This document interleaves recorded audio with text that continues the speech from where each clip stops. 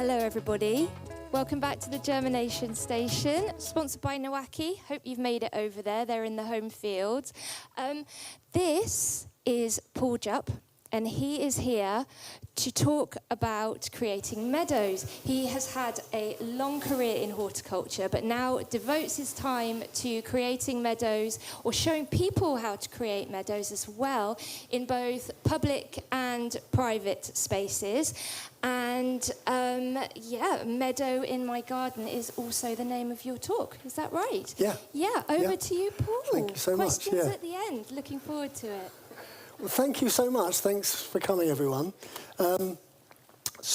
Yes, Meadow in My Garden, we're a community interest company and we specialise in creating flower meadows from seed. Many of you will have already been to our stall, so thanks for coming back. The start point with most of our conversations, and we've been doing this for 15 years and been to an awful lot of shows, and one of the first things that people ask is, can I just scatter, sprinkle on the ground, on the lawn, and will it do what it says on the pack? And of course, there's a lot more to it than that. And a good start point is really just setting a context. So the start point for me is always understanding native wildflower meadows. The picture that I've put up here is a meadow that I know very well. It's at about 20 miles away up on the edge of the Oxford Clays. This is called Clattinger Farm. And Clattinger Farm is one of those it's a sort of patchwork of farms that have avoided progress. So the flower meadows there are the result of many hundreds of years, probably thousands of years, of traditional haymaking. No inputs whatsoever. In fact, it's the only farm in the whole of the UK, according to the Wildlife Trusts, which can categorically say that it has had no chemical inputs, which is really something when you think about it. And the thing about those habitats as a start point is it's not just the beauty, and of course the picture doesn't do justice. It just captures a meadow at one stage of its flowering succession. But what you're seeing here is a habitat that's supporting something in the region of 570 different plant species in a square metre. It really is quite mind-blowing just how diverse. You won't really get a more diverse habitat, a richer habitat for wildlife than ancient woodland. And the life that they support is really quite incredible. The statistic I put up there, I think everybody knows this number. 98% of wildflower meadows have disappeared, no longer exist as a result of a particular agricultural practice. I mean, they didn't just disappear. We have driven them near to extinction through a change in our farming. Mostly that's about chemical inputs, so it's about herbicides, it's about synthetic fertilizers, it's about, there's the sort of relentless urban sprawl that has its impact. There is general neglect, all of which results in this massive decline in what once would have been a very common landscape to some here. Certainly my grandparents would have enjoyed these habitats as children, which would have been teeming with life. And what we've done is to leach that colour from the countryside in a space of, since typically the 1930s is cited, since the end of the Second World War was a very important stage in that change. So, and what's gone with that, it's not just about, you look at it from a floral point of view, which is my thing. Oh, by the way, the crown, which I fashioned myself, was I exchanged with my now wife 4 weeks ago. We got married, so we have. So I haven't. Thank you very much. Yeah. So I haven't taken it off since, except in bed because these teasels, I tell you. So I love flowers, and when you look at it from a flowering point of view, each acre of these meadows will produce, according to the Wildlife Trusts, around 3 million new flowers are produced every day. That will produce over 1 kilo of nectar, which is enough to feed 96,000 honeybees. And you can imagine. So we've lost 98%. I'll give you a number. That represents about 7.5 million acres of loss. And then I can't do the maths, but someone would have worked it out already. It's a lot of bees that have no longer a food source. So it's a worrying thing. But I haven't come to... setting this perspective, we have to understand where we are, and it's not good, really. I know we don't want to think too hard about the consequences. I often talk about this, you'll have heard the term insect apocalypse. It's no exaggeration. This term is supported by the science. The insect apocalypse means that we are seeing massive declines in our insect populations. No wonder. In a way, this loss of wildflower meadows is a microcosm of a deeper angst in the country, this nature crisis that we face. It's no wonder that insects are struggling on an exponential level. And if you look, the reason I mention it, because people do sometimes criticise me for being a bit gloomy, and I'm going, when you come to a festival, you don't necessarily want to hear all the doom and gloom. But I will be coming on to what I intend to, what we do about it, what action we can take to try and put that right wherever possible.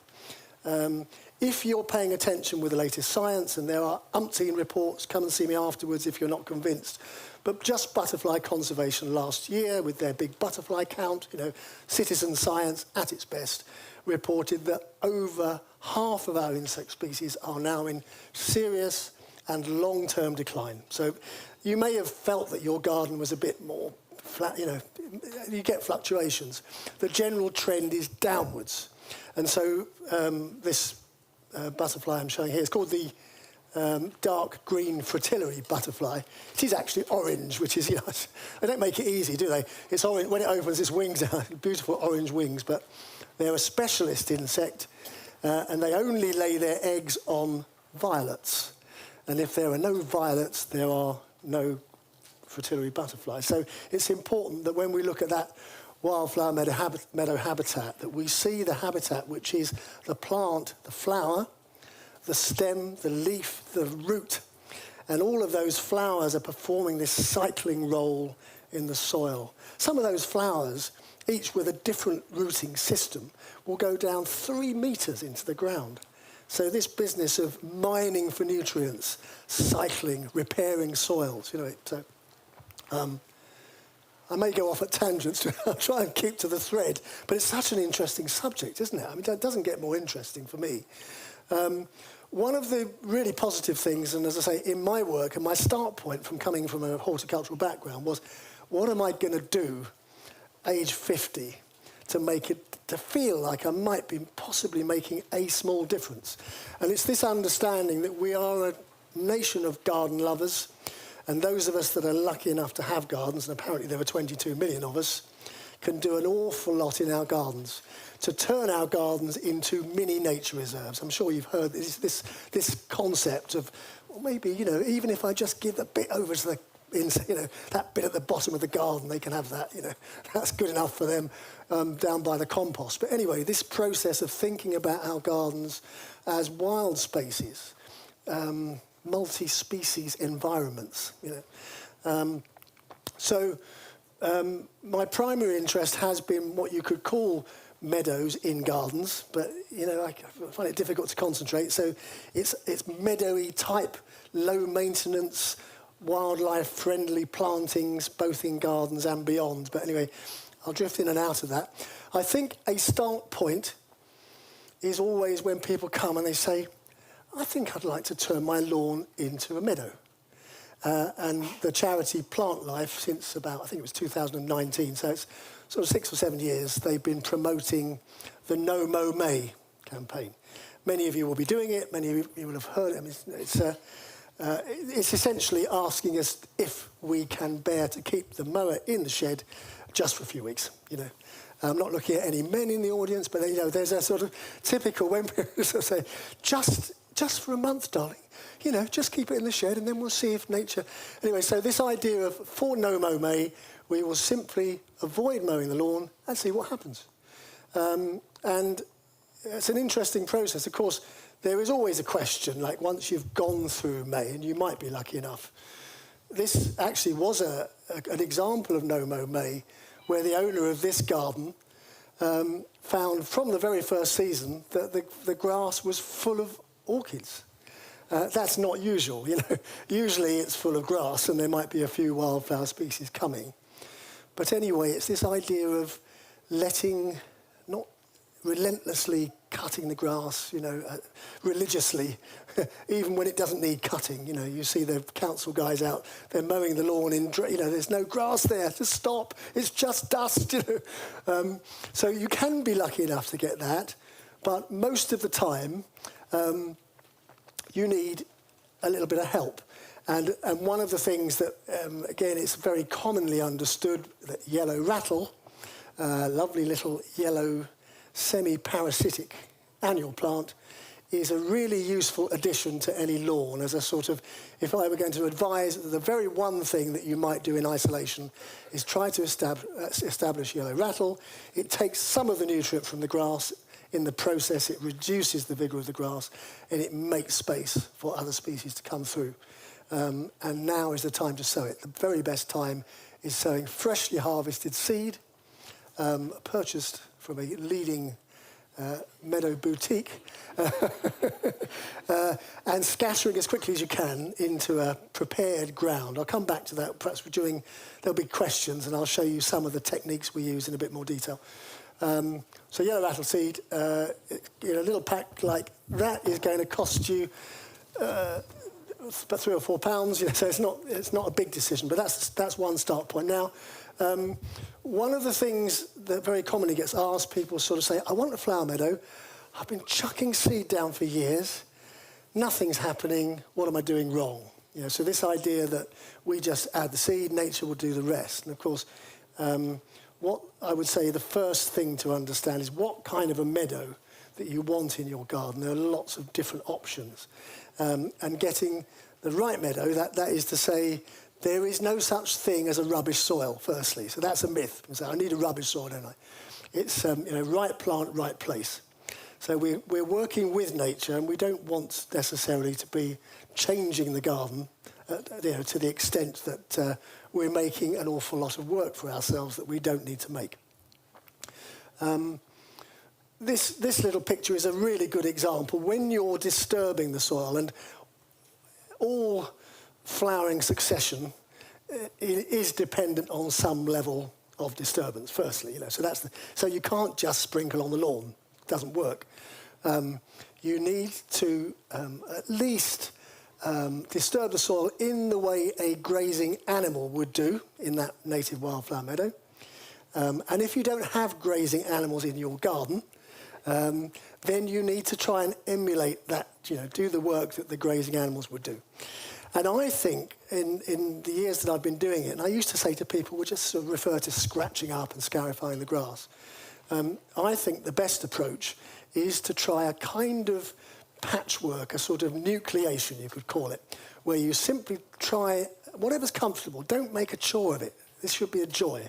So when you're planning a job, just think about if there are little patches that you can create really a bed of soil, free from any of that competition, and try to sow an appropriate mixture of possibly annuals and perennials. It may be native, it doesn't have to be, the right plant mix for the right situation.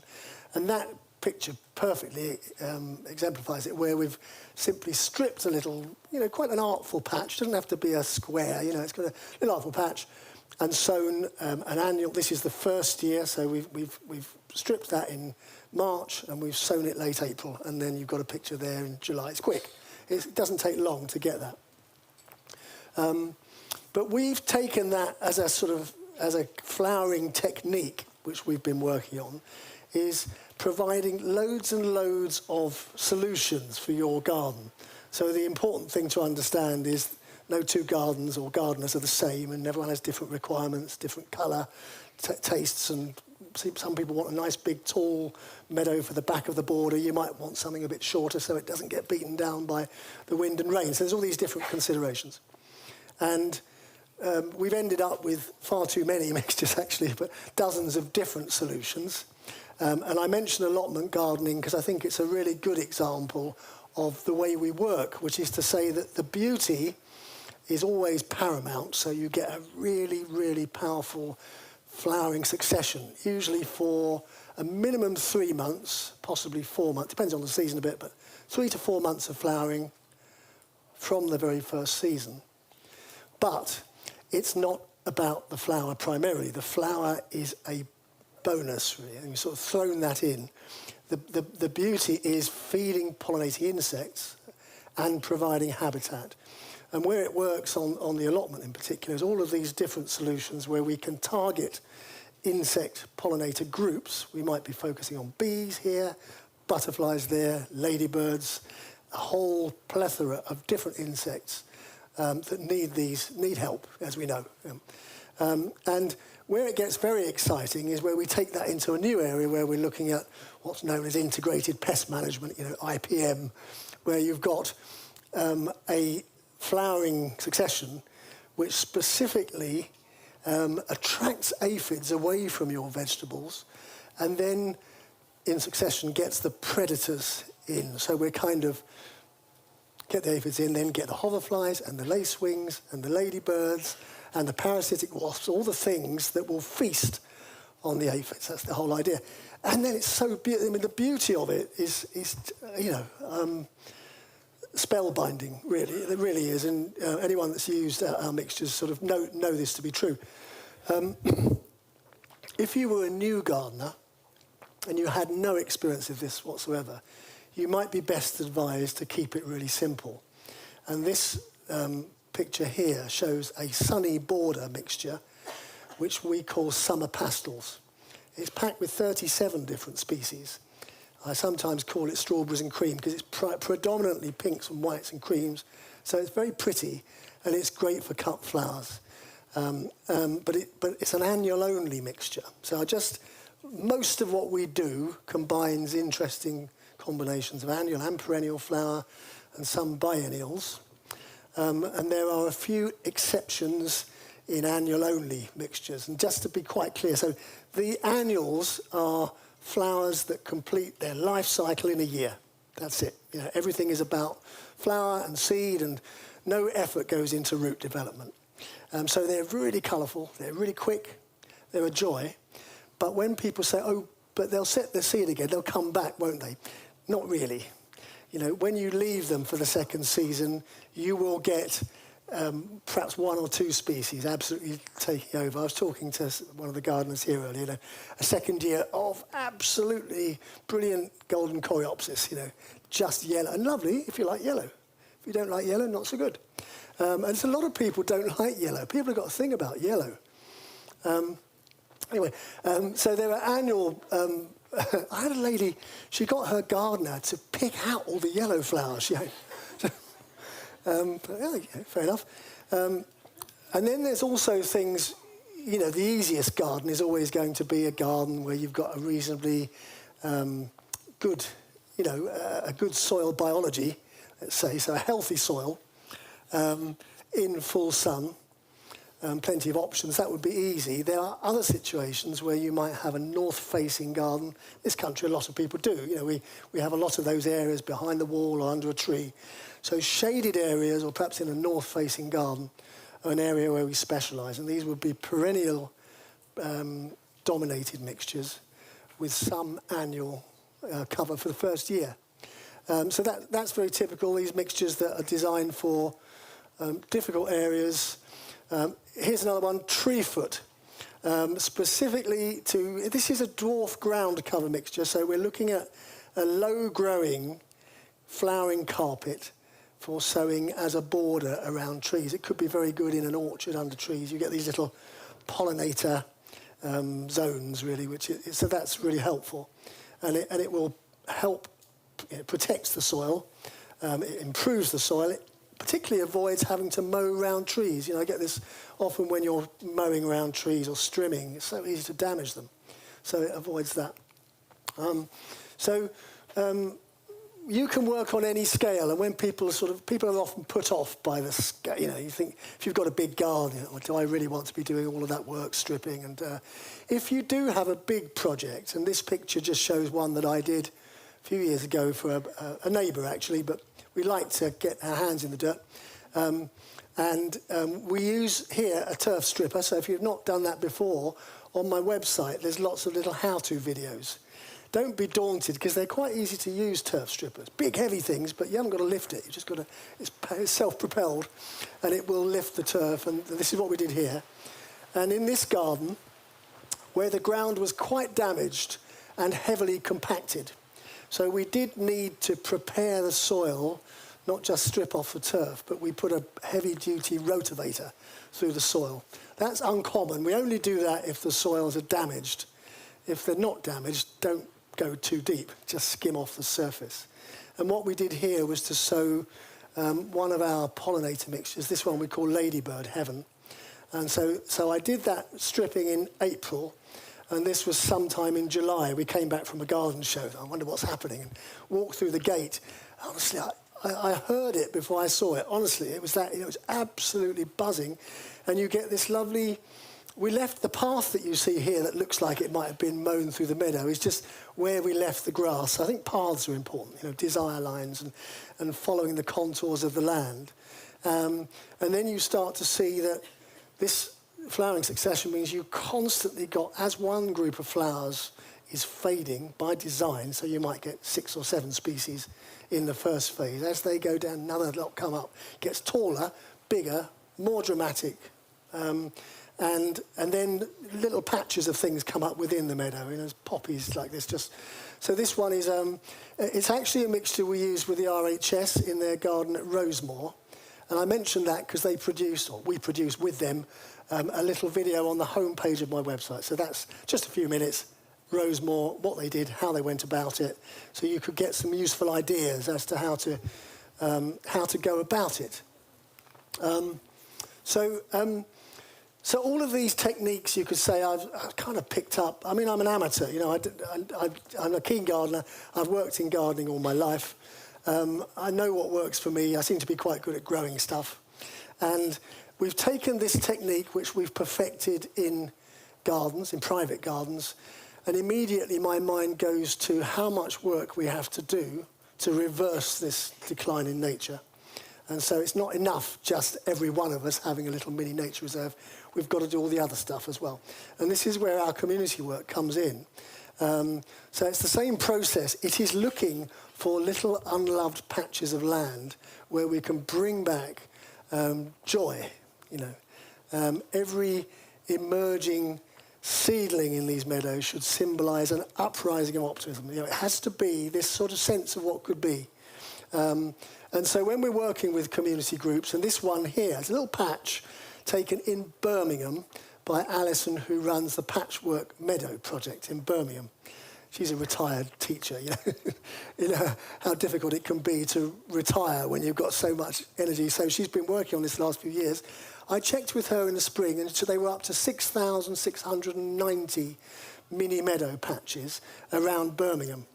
And most of it is around, you often go around these cities, talk about lack of colour, lack of anything green. So these are important, and I think symbolic, and they continue to do really good work. We like to work, my idea has always been to work, it's easier to do stuff where you are, where you live. This is where we live. I'm still lucky enough to have a train station, really. And as a result, we volunteer to look after this beautiful garden a few days a year, and that little patch in front of the seat is such a good example of that should have flowers in it. This was going back a couple of years. So we did just that. We removed the membrane and all the gravel, and we sowed an annual mixture there, all very quick, all very dramatic. People love it. But they don't just stay there, it's not just people say, is that it now? If I just leave it, will it keep coming back like that? And this picture was taken from sitting on that bench across the platform. Same mixture, but this is where the succession has now moved on. All of the early flowers have faded.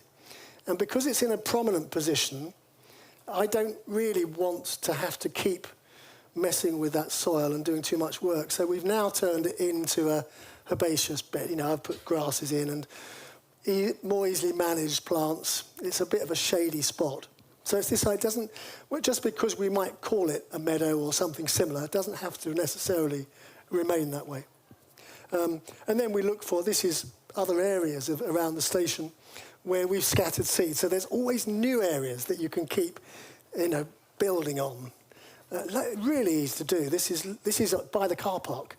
And all we've really done is dig over a bit of gravel and scatter the seeds, put signs on there saying, no strimming, please do not spray. It seems to work most of the time. And then these are some more examples of projects, which I think are always interesting, because there's all these different scales. This was a project I did in Devizes, where I was living for many years. Quite a big, it's an 8-acre site. And this is one small aspect of a much bigger project, right by the children's play area. I always feel with those areas, the children deserve flowers, they do. So we got the council to prepare these grounds. I did 3 big beds, bees, butterflies, ladybirds, and these now have been going for, I think, 3 or 4 years. There's a group of volunteers that help with the management, in partnership with the council. Here you see, again, this is, 6 weeks later. It's getting big and it's getting more valuable for pollinators, and every time you pass, as a visitor, you see this, people say this, I say, oh, never know what's coming next, it's so exciting. But it doesn't stay like that, so this is an annual and perennial mixture, and what we do at the end of the season, usually around now, I can say more about that, but I'll go off on a tangent. But imagine now the meadow is spent. The flowering cycle has completed. And then we come in, as grazing animals would, and remove and take away, because we don't want nutrients going back into the soil. And that's exactly what's going on there. This has been, you might trim it or scythe it or whatever tools you like to use. And once you start this process, we're working with umpteen councils now up and down the country with their teams, so we're giving them good advice as to what's the best way to manage. Often removing turf. You see here, big roundabout, and we created 7 big demonstration beds to show what we have, 7 different mixtures with lots of publicity showing the public, what are we doing, why are we doing it, what's the long-term future? So this education is really key, so people understand. Some of these projects are really big and quite exciting. This one I really love, because we did this in the spring. This is the MOD, would you believe? It's the Ministry of Defence garrison at Warminster. And here we've been working with them to try and turn some of these green deserts, as far as the eye, it's lots of straight lines and domination, I tried to get them to put some nice curvy beds in, but no, the military don't do that. No, A to B, bang, go down. But we got this group of volunteers together, did all this in one day, 4 of these areas, 4 by 200 square metres, and lots of other patches. And I was so sure, because the minute I did this, we had this drought. It's difficult to believe now, isn't it? But we had no rain at all for 4 or 5 weeks. And the guys were saying to me, is it going to be all right? We can't water it, they said. There's no way we can get water to it. And I said, yes, just stay positive. And then, of course, and this is one of the things about meadows. They often need a little bit of help in the first week or 2 to get the germination started. But once going, they are very... the watering requirements are really low, and that just shows you can imagine how that would lift a community on that scale. And there's a real ambition now. The MOD are the second biggest landowner in the country now, 740,000 acres. It starts to make you think, okay, we've lost a lot of landscape, but how do we put the colour back into the landscape?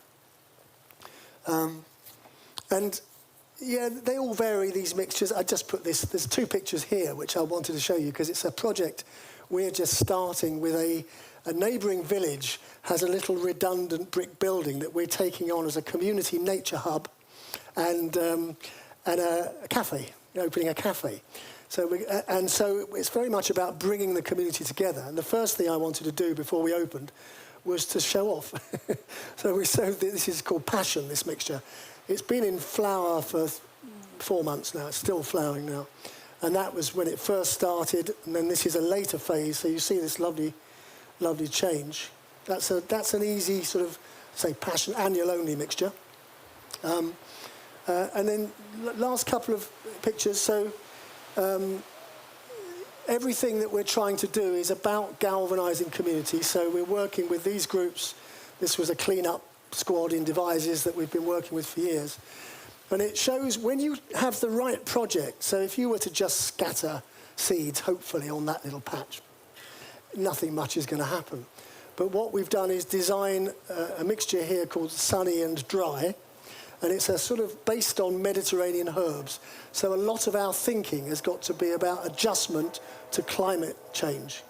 And that's the end result, where you get a really easy to maintain combination of perennial plants that will really cope well with those soils without watering requirements.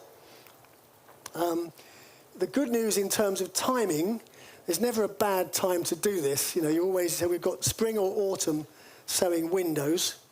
The autumn window is right now. So if you were ready right now, or you might be thinking about planning for the spring, but September and October sowing with this kind of mixture, which we introduced this year, which is called Equinox. And that the idea behind that, because people coming have said, in the UK we get so many little shady areas in gardens, so people often say to me, I've got basically a shady garden, but it gets an hour of good sun, and then it's past. So we've tried to go for this mix, will cover that spectrum, and ideally sown in the autumn. Anything can also be sown in the spring of those autumn, but now's a good time to be thinking about it. I'll take some questions in a minute, but really the message I would like you to take away really is that, you know, every one of us, whoever we are, wherever we live, whether we've got a garden or not, can and must do something about it. And that what we might do, I mean, it might be writing to your council, it might be talking, just talk about it, please. Because we keep talking about this insect apocalypse, and it's not getting any better. Yeah, we've got to talk about it. So thank you very, very much for listening. Happy to take questions.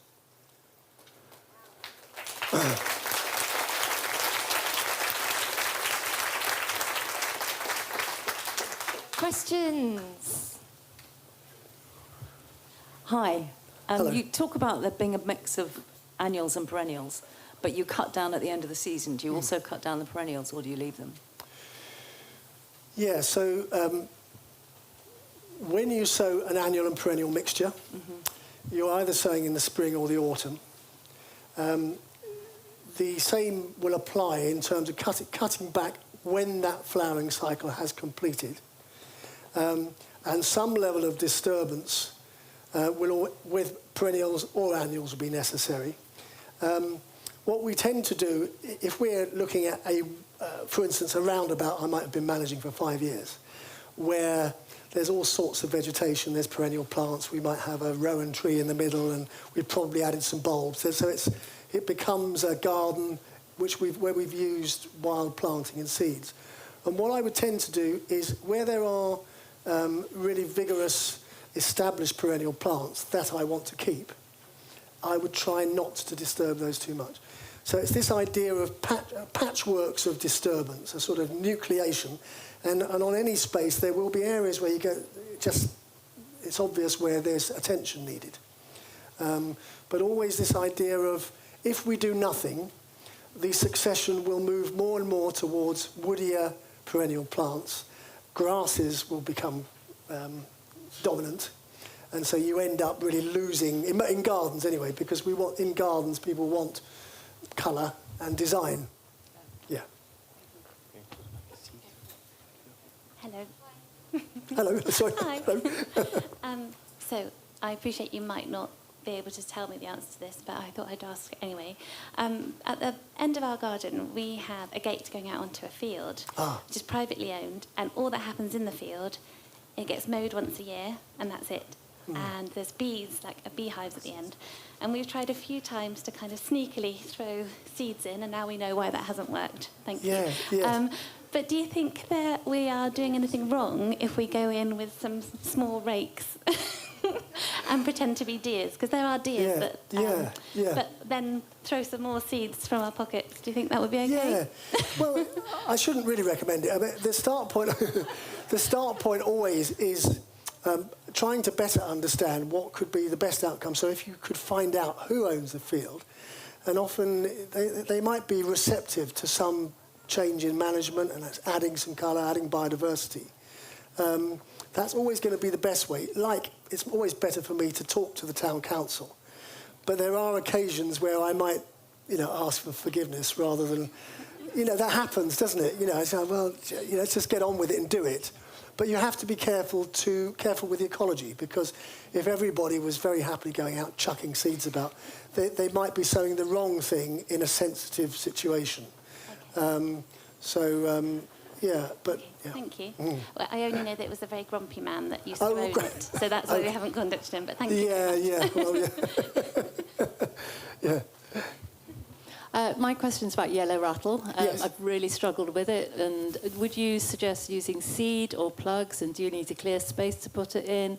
How do you get the thing to grow? Yeah. So very succinct answer. So the first thing is freshly harvested yellow rattle is imperative. Never use last year's if you can find out. So we only ever sell this year's harvested seed. We try and sow it as quickly as possible after harvest. Autumn is a good time. Typically we think, now into autumn is good. There are, like most things, there are different views on what works, and it's not that necessarily other people, but my experience, which has been, we've had a lot of success by first scarifying. I did mention the sort of tools I use, so as a kind of, when we talk about scarifying, just to give you an idea, this is a Wolf tool, and it's called a verticutter, so it's got these, can do a lot of damage with these things, sort of pendulum. So as you push it forward, it releases, and as you pull it back, it engages. And so those sorts of tools, which again are, when you think about it, the yellow rattle, because it's parasitising the grass, it needs the grass. So if you were to try and grow it in pots without grass, it seems it wouldn't succeed. So grass that's cut, scarified, seed scattered, not covered, trodden into the ground is best. That seems to be very successful, but not to say that people don't come back and say, I found mine took about 4 years before I actually saw anything. I don't know whether I needed a really cold winter or what it was, but it just took quite a few years to suddenly find that I was finding it in the meadow. Oh, yeah. So this thing of patience, and it is commonly held that the seed needs to vernalise, that is to say it needs a cold spell. If you don't get a really cold winter, yes, that might affect it. Sometimes people put it in the fridge. It's not such a bad idea. If you were putting it in a box in the fridge, mix it with some damp soil and leave it in the fridge for a week. That would help to trick it into germination. I have an area of garden where we've left the grass to grow long, and I do want to plant some more flowers. We've just cut it down for the end of the summer, and I've discovered that there's a massive infestation of both ants and moles. Yes. So I've got massive hills, and I don't know whether to knock them over and try and get it flat, or do I just work with the lumps and put the seeds in the lovely fresh soil that the moles are producing for me? Yeah. You haven't got any woodland nearby, have you? We've got sort of a shrubbery area, yeah. Because it's interesting that virtually all the wild species that do well in woodland are transported by ants, apparently. So you could sow a hedge and woodland mixture and speak nicely to the ants and get them to cart all the seeds into your woodland. But those areas where nature is doing the disturbance for us, so I would look at it if you can in that. I know it might not be easy to see it that way, but it's not so easy when they're on the beautiful lawn. I know. I don't mind when they're in. It's just they create really big hillocks, and I don't know whether to try and flatten them or just have a lumpy meadow. Lumpy meadow, I think. all the way. And I think, I don't know, yeah, maybe. Certainly, I always feel moles do such a good job at creating a fine tilth. Honestly, they produce the most perfect bed for you to sow seeds. So I'd take advantage of that. And also, the other thing just to mention is those things that we regard as infestations or dominations. Often there will be some change that you think the moles will be there forever. That may not be the case. They'll be doing something which is important at that time. Well, they went very quiet during the drought, but now it started raining. Every morning I have about 10 new molehills. Yeah. Lovely. Oh, sorry. Hey, I know you need to put effort in to like get something that beautiful, but you were saying that you don't get the same effect the second year. But like, is that because of the quantities of seeds that the different plants produce, or is it because you're then not scarifying it, or like can you do something to minimise the extra seed that you have to put back on again, or can you pick specific species that would be better at? Yes. So I think the first thing to say is that when we look at an annual and perennial meadow, the annual content is there for a very specific purpose. And that is protecting the soil, often from damaging rays of UV, and nursing the next succession of plants. You know, nature's got it all worked out. Nothing in nature ever works alone. And so the annuals are doing that job of nursing the perennials. And in the process, they're incredibly colourful, and people love it. And so they want to capture that meadow and say, yes, that's what I want. No yellows, thank you very much, but I like the pinks. Go ahead. Do your thing. And that doesn't happen. You don't get the same level of diversity. It's a different look. And it might not be the look that people want. But you will then migrate towards a perennial meadow, which I think is much more interesting. The biodiversity value overall is going to be much higher. And that perennial meadow will also be in succession towards more native dominance and towards woodland if you just left it. You know, that's what's going on in terms of this process in the soil, you know, and come and talk. My very good friend and colleague Eddie from Rhizophilia, if you want a deep dive into the soil microbiome, come and talk to Ed, because he's honestly, it's so interesting. But it doesn't mean, and it's always a case of, you know, if nature doesn't do it, then we should question whether and this process of understanding that plants were actually invented by the bacteria. So there's that way round. The soil is in charge. And we have to go with the flow and try to constantly think of things that are working with nature and not imposing our will. That helps. Hello. Hi. So what I was going to ask sort of pretty much fits in with that. Your mixes are all very much flower heavy, and obviously we don't want this monoculture of grasses, of like things like ryegrass. But are there many grasses in your mixes? And what about bringing grasses in? And is that part of the... Yeah. Thank you. So we deal with grasses separately. If you wanted grasses, we do a number of grass-only native mixtures, meadow, woodland, etc. And we also do something I've not mentioned at all because there's not time, but come and talk to me, flowering lawn mixtures. And those are not so flower-heavy. Those are, they're still at quite a high level of sort of 60% flower, 40% grass, but with the idea of changing your lawn from a green desert into something which is a year-round biodiverse patchwork, sort of tapestry. So there are all of those things. So, the basic idea is that where people are sowing, often because of price, a native mixture combining grass with wildflower, the grass there may be 70, 80% grass. And what invariably happens is the grass just wins, you know, so we tend to keep it separate. This follows on, really. We used to pay a lot of money to Green Thumb to come and make a perfect lawn with no weeds. Yes. How long does it take to undo a Green Thumb lawn? Yeah. I think there's a couple of thoughts, really. One is that it can take quite a long time for the ground to fully recover from synthetic treatments and fertilisers, etc. So on the one hand, that is true. particularly where soils are really fertile. It can take a long time to get the fertility out of the soil. The other, though, is that ground that has been brutally disturbed, I have seen return to some level of health within a season. And we just have to do that, you know, we just have to do the right thing, which is say, you know, and if people are still thinking about, I know, you know, glyphosate is still quite commonly used and people feel there's no option.